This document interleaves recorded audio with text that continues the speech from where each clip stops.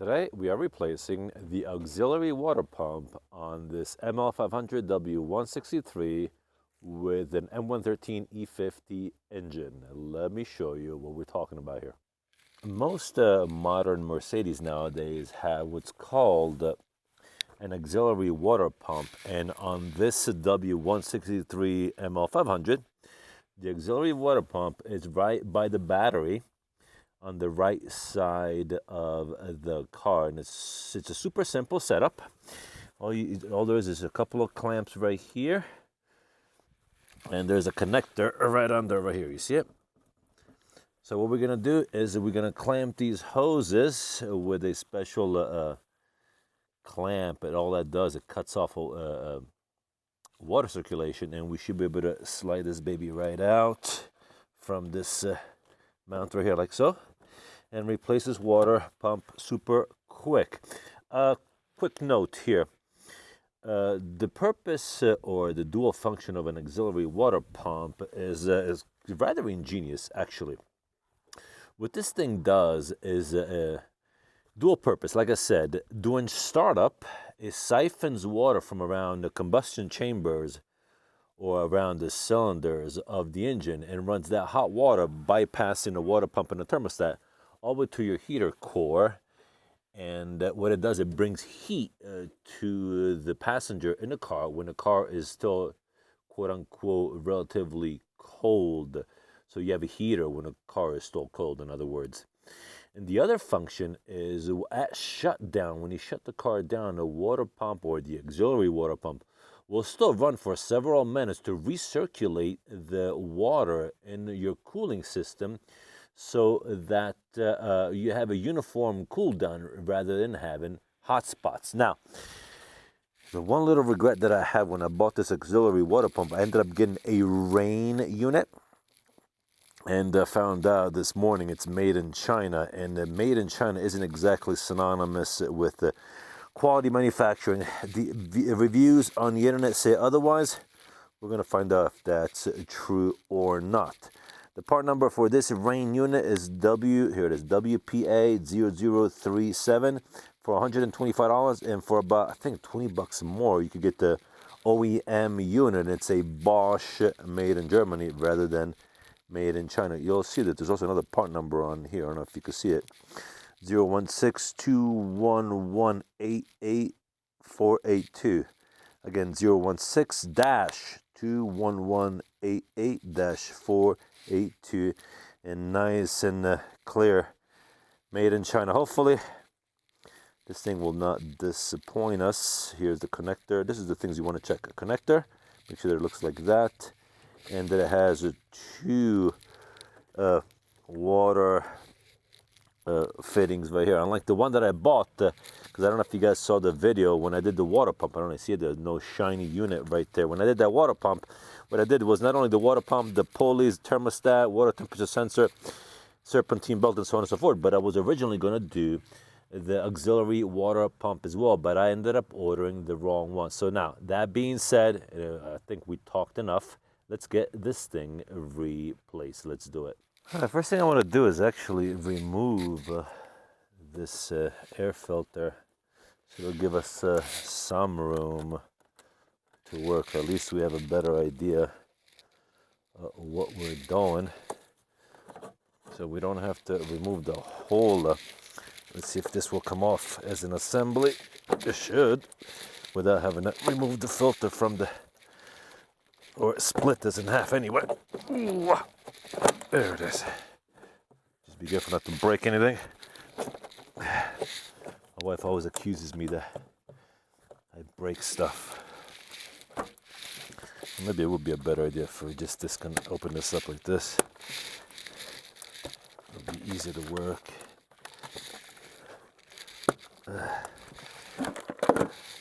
It'll come off a little easier.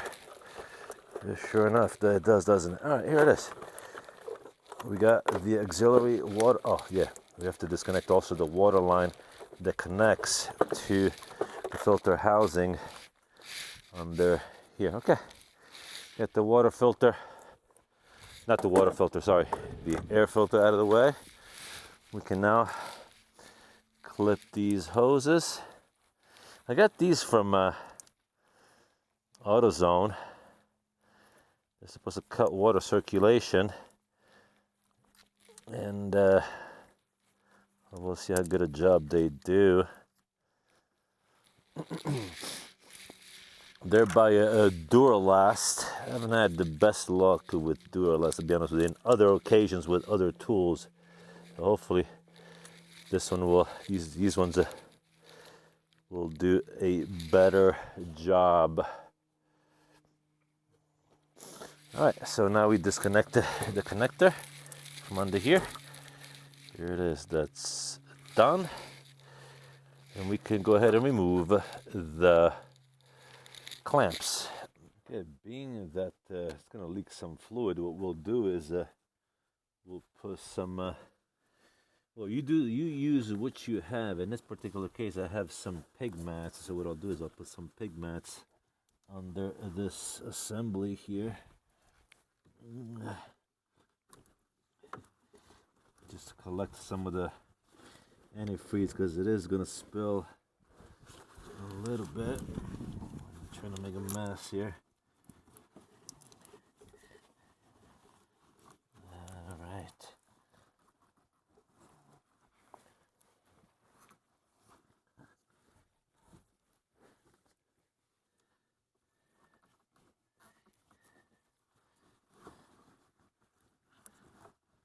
All right. We got about as covered as we can get. Hopefully we'll catch as much as possible. Now, what seems to be working here is a 6mm socket. That should work just as well. So here we go.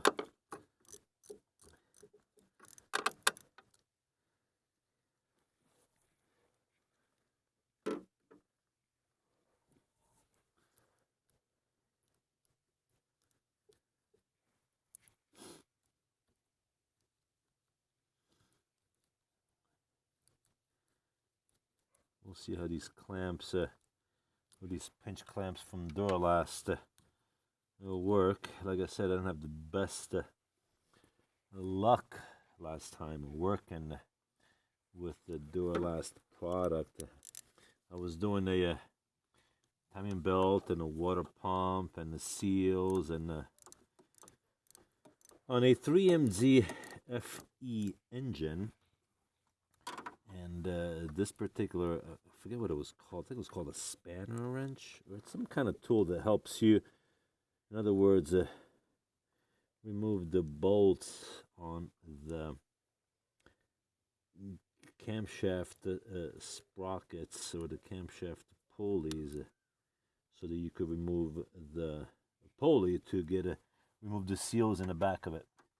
Well, the thing is that this, I think it's called the spanner wrench. I don't remember the name. Well, what happened is that the damn wrench is bent on me, and yeah, that was the end of that. I had ended up, thank God for a co-worker that had that wrench, and I was able to finish the job because, you know, it was again, it was done on a weekend. Now, being at this, I've had this car almost, 8, 9 years now, 10 years, and I have never replaced this component. So chances are it's going to be a little bit of a struggle to get this off. All we're doing with this pick right here is separating the rubber from the plastic. It being that it's been a while, chances are it's a bit encrusted on there. And there we go. So much for, still seems to be leaking water, to be honest with you. It doesn't seem to stop all the water. So let's move fast. In this case, just move fast and replace these unit. Here it is. The other one is coming off too. There it is. The electric motor is off. What I'm going to do now is replace this boot from this unit to the new motor. There we go, like so. This should do it. Take these plugs off.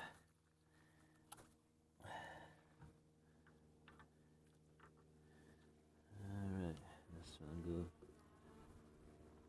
Don't forget to put the clamps back on the hoses. This one fell off. How do we want to do this? Yeah, let's do it like this. Okay, and this one goes on top like so. And this one goes on the side like so.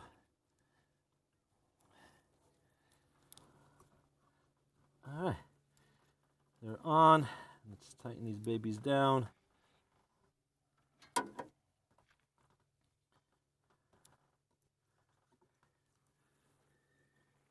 Now I did check yesterday to see if the system was fused, meaning if maybe it had a fuse or a breaker that in case the electric motor failed, this thing would pop. And out of the two places where you can look, at the feet of the passenger side in the front, at the feet of the passenger, there's a relay box in there, and there was no fuse in there for this. And then I looked right over there in front of the driver under the hood, and there was no fuse there either. So I'm gonna assume this thing, once it's all together and re-put in its proper place, this thing should be leak-free. I mean, not leak-free, but it should start working again. So we'll see. Let me get some paper towel, guys. Let me dry up my hands because this antifreeze is a little slippery. I'll be right back. Okay, here we go. We're back. Like I said, let's finish to tighten up these hoses. And these clamps seem to be working just pretty good. And obviously, do the job, but when the engine is cold and there is no pressure in the system, the last thing you want to do is start taking these things apart, opening up the engine cooling system when this thing is still hot and under pressure. The last thing you want to do is hurt yourself. And I know I don't want you guys to hurt yourself. This is supposed to be enjoyable and fun, not hazardous.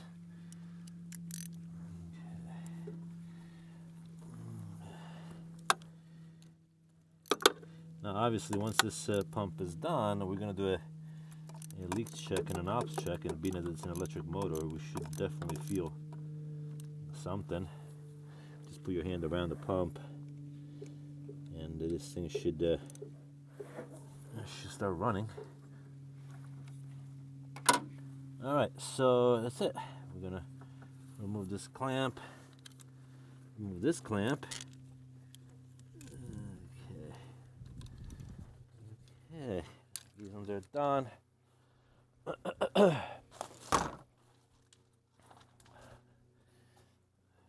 can remove these pig mats out of the way. They did have a little bit of a leak, but nothing too bad. All right.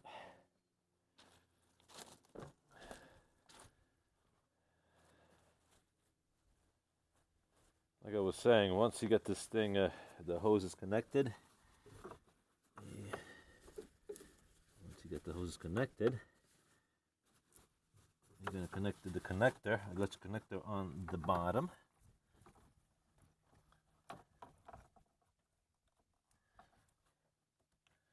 Like so, and we reprop the water pump on its designated location like so. Turn it a little bit. All right, we are done, guys. We are done. So now what I want to do next is we're going to reinstall the air filter housing, and then we'll run it and we'll do a leak check on to make sure that not only it is leak free, but that it also runs. So I'm going to cut you off right here, and we'll restart it when the car is running. And obviously, to re-put the air filter back is pretty simple. You have these, there's grommets right here, right in front of the battery, and the air filter housing snaps right back in. So just be careful when you do that. All right, let's put it all back together, and we'll do ops check, leak check of the auxiliary water pump. All right, this goes right back in. Now be careful, make sure that you reconnect all the proper plumbing for even the air filter, so that you know it's connected properly and it goes where it's supposed to.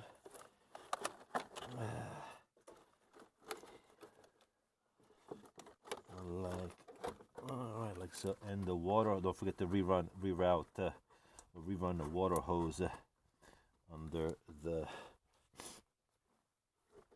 well, attaches to the bottom of the air filter housing. Okay, this is in.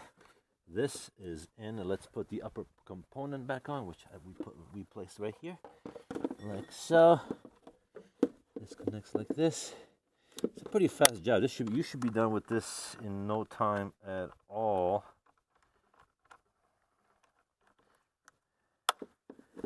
And it's actually been a nice day today. I'm glad we're actually doing it outside, because it's been cold and it has not been fun working on a car. Well, not that it hasn't been fun. I always enjoy doing this, not only for myself and the wife and for you guys. It just hasn't been comfortable. It's been freezing, and I've had to do the work inside of the garage with the limited lighting. At least you have a little bit better lighting over here. Okay, everything is plugged in. Everything is the way it was. Let's start this baby up and let's see how she runs. Let's do it. Let's start it up. You're gonna need a flashlight and a mirror like so. A 2-inch mirror should work just fine. We're gonna run it and make sure we're gonna put our hand on it. Like here, hold on. We're gonna put our hand on it once we start it up, like so. Make sure that the electric motor is running and that this thing has no leaks. All right, let's go start it up. Get the keys right here. It'll be nice, because this thing has not worked for as long as I've had this car, and it's a pity, you know. It's a pity that it's taking me this long to make it happen. Look at this thing. 273,000 miles and running strong. I love this car. I'm probably going to get loud under the hood, so I may not hear much, so just bear with me.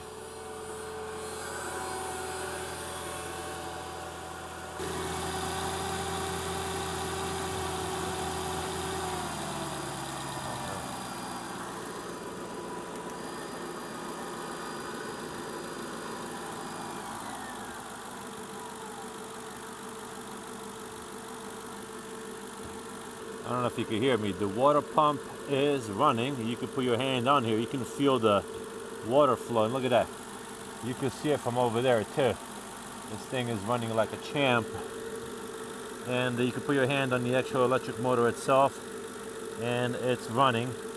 Super happy about that, guys. I'm very happy about that. Everything is working according to spec. Is obviously, as this thing reaches operating temperatures and pressure, keep an eye on it, make sure it doesn't leak. And that is it, guys. That is it. Hopefully you enjoyed this video. I enjoy doing this for you guys, and we will see you at the next one. Take care.